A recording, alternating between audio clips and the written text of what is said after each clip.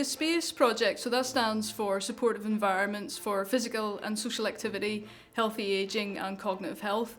And it's really all about how where we live and how we live can promote better brain health. So one of the particular innovations of this project is taking what we call a systems science lens to it. So that is looking not just at one particular factor such as air quality, but a number of different factors and what those interactions are. We have two devices here which we set up for the participants. The first one being a GPS tracker and the second one being what we call an accelerometer. We can use those two sets of data, we can almost merge them together to find out whether people are doing physical activity in a green space or an urban space. And then we can then use the data we have from the cognitive assessments to try and find links between the two. So essentially my team's role in the S.P.A.C.E project is to explore how those environmental stressors really get under the skin. We're particularly interested in looking at epigenetics, so really teasing out the explanation between what people inherit from their parents and what the environmental stressors are.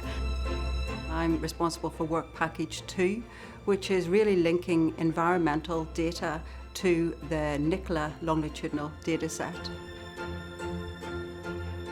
It's really important to have the lived experience there, and I think that's one of the key parts of the research. The Queens are very keen to have the voice of all stakeholders, but particularly older people, so that we can align what the evidence is saying to the experience of people here in Belfast. We aim to have academic publications, of course, but ultimately it's much better to be able to impact upon policy. So if we can show impact from our research that interacting well with your environment promotes brain and cognitive health, then we would hope to be able to implement that in policy. All good research is based on what has come before, what are the needs, what are the gaps, and it was those gaps and opportunities that allowed us to really develop the S.P.A.C.E project.